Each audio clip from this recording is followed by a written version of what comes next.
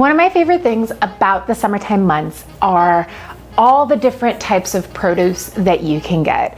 I love to make any meal with all of the squash, corn, tomatoes, peppers, beans that I can find either in my back garden or at the farmer's market. Today's recipe is one of those quintessential easy breakfast, brunch, lunch make-aheads that is perfect for being outdoors and not inside. Today we're making a summer garden frittata. Why don't you hop into the kitchen with me and let's get started. If you want a copy of today's recipe, check the description box down below. The recipe will be linked just for you.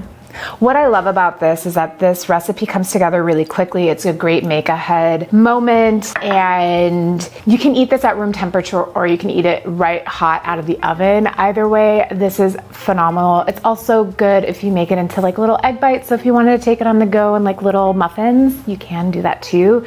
So to my mixing bowl here, I just added some milk to 6 eggs, and I'm just gonna give this a whisk to combine these two elements together.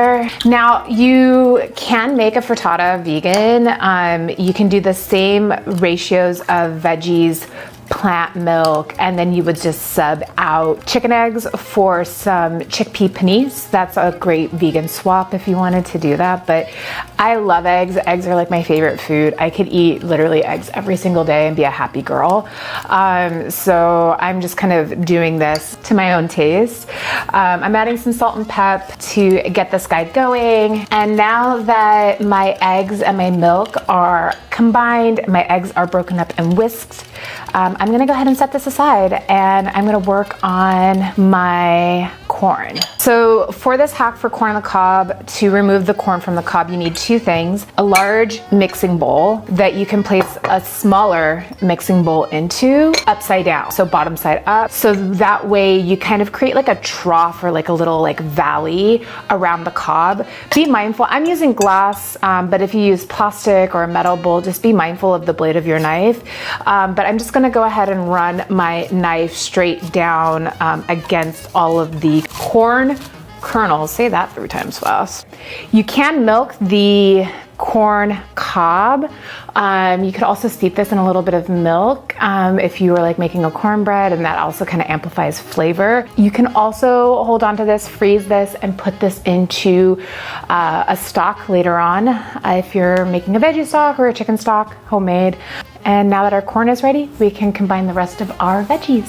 So off camera, I went ahead and chopped the rest of my frittata ingredients. Today I'm working with some zucchini, some summer squash, heirloom tomato, the corn, a bunch of fresh herbs, and some Parmesan cheese. I'm gonna cook my tougher veg a little bit just to soften them up. So in my skillet here, I have some olive oil, and I'm using a non-stick skillet just to make sure that the frittata releases easily from the pan.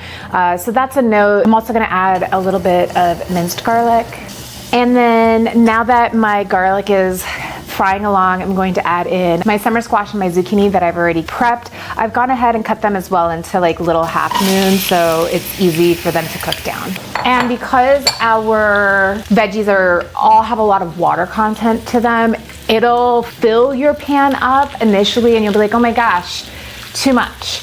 But it'll cook down and it'll reduce about half in terms of volume. With that in mind, just give it a little bit of salt and pepper to help that liquid, that water release.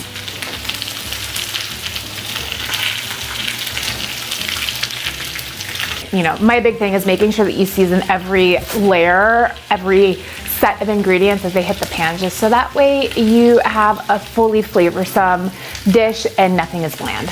My zucchini and my summer squash have softened up and my garlic is brown, so I'm gonna go ahead and add in the corn that we cut together. I also am just going to add in, just for like a bit of like that allium kick, I have some scallions that I've gone ahead and sliced. I'm gonna add these into my pan as well. And once my zucchini and my summer squash are all like softened and whatnot, I'll add in the next set of my ingredients. While I'm waiting for my veggies to soften, I'm gonna mince up some of my basil here. I'm using fresh basil and some parsley today, but you know, include whatever herbs you like best. So if you are more of like an oregano and thyme person, do that. This is a very forgiving recipe. It's more about the method and ratios than it is about having these exact ingredients. So this is an easy recipe, like I said, to just kind of chop and change to whatever you have going on in your refrigerator. Our veggies have softened up really nicely. Off the heat, I'm gonna add in my heirloom tomatoes. And now I'm gonna add in my julienned basil and my minced parsley. I'm just gonna mix this up in the pan to evenly distribute them, and then we'll add in our cheese and our eggs, give it a minute to set up on our stovetop, and then we'll just pop it in the oven. Now that our tomatoes and our herbs are in the pan, I'm gonna add in our egg and milk mixture. And I'm also going to return my frying pan to medium-high heat. In goes our Parmesan cheese.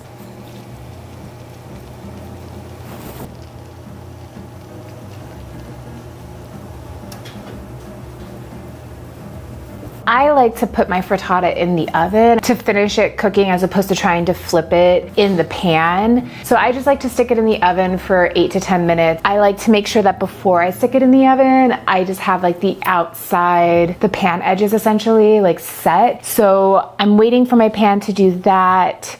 It should take about 2 to 3 minutes after you add the egg in. And then I'm just gonna pop it in the oven at 350 degrees, like I said, for like 8 to 10 minutes. Checking on it frequently just to make sure that it's not burning. My timer just went off. I'm very excited to eat some breakfast. Let's pull this frittata out of the oven and plate her up. She is golden and all the things. Very excited. I have some leftover basil, and you know I like a garnish, so I am going to just tear it up, make it really easy, and just kind of put that on top. And a wedge. I'm so excited for some breakfast. Super light from the egg and the milk, but full of all those delicious veggies. This is definitely a dish you can't feel bad about. I hope you enjoyed today's recipe. I hope you try making this deliciously scrumptious summer vegetable garden frittata. If you do, drop a comment down below. Let me know how you liked it. And if you do want a copy of today's recipe, please check the description box. It'll be linked down below. Please like and subscribe if you enjoyed this video. I hope to see you in our next one. Have a great rest of your day. Bye.